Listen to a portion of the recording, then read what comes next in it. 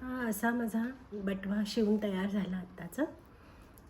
हा थोडासा वेगळ्या प्रकाराने मी शिवलेला आहे की याला मी असं वेलक्रो लावलेलं आहे.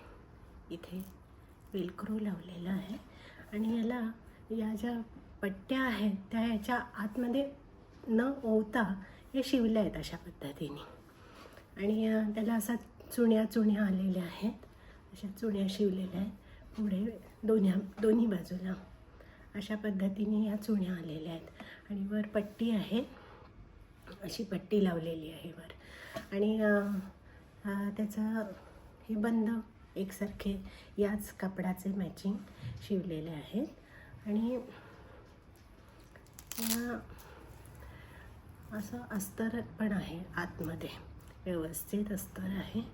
आणि त्यामुळे आपल्याला हा अनेक प्रकाराने हा बटवा आपल्याला वापरतात. आणि खूप मोठा पण नाही आहे आणि खूप लहानसुद्धा नाही आहे. त्यामुळे आपल्याला असा चांगल्या पद्धतीने आपल्याला हा वापरता येणं शक्य आहे. सहज कुठे आपल्याला घेऊन जायचं असेल काही वस्तू वगैरे, पैसे भाजी शॉपिंग करायला वगैरे, तरीसुद्धा हे वापरू शकता.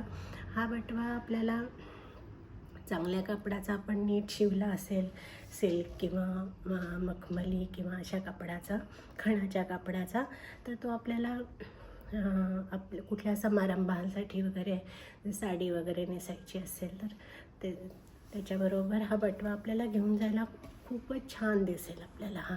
अशा पद्धतीचा हा बटवा आहे. आणि आता हे असे 2 बटवे माझे आज शिवून झालेले आहे. हा गोल तळ असलेला आणि उभा असा बटवा आहे. त्याला मी अशीच पट्टी जोडलेली आहे. आणि हा असा बटवा आहे, याला चुण्या आहेत. अशा पद्धतीने माझे 2 बटवे आत्ता शिवून झालेले आहेत. दोन्हीसाठी मी कापड अगदी साधं कापड वापरलेली आहेत.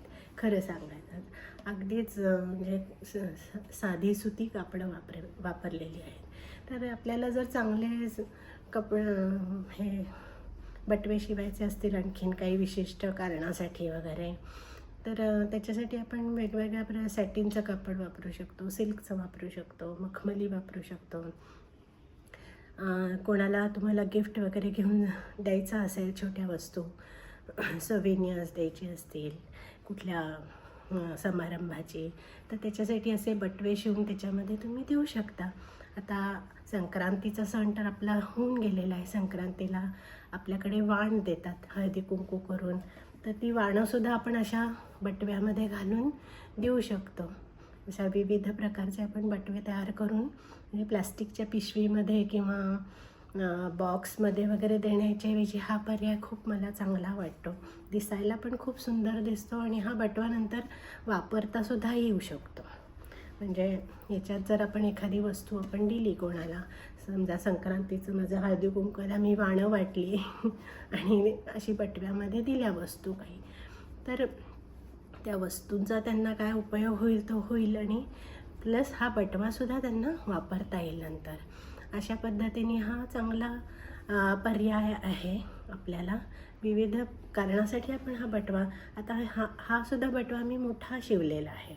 मी मगाशी तुम्हाला सांगितल्याप्रमाणे याच्यापेक्षा लहान बटवे तुम्ही शिवू शकता. आणखीन जर तुम्हाला अगदी छोट्या बटवे हवे असतील, काही ज्वेलरी वगैरे ठेवण्यासाठी किंवा तुमचं मेकअपचं सामान ठेवण्यासाठी, असे लहान बटवेसुद्धा तुम्ही शिवू शकता आणि त्याचा चांगला पद्धतीने वापर करू शकता.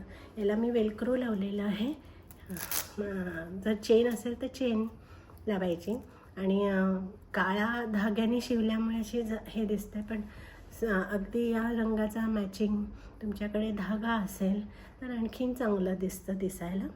तर अशा पद्धतीने घरच्या घरी साध्या कापडामध्ये आणि कमी वेळामध्ये, कमी कष्टामध्ये एक छान उपयोगी आणि सुंदर वस्तू आपण तयार करू शकतो.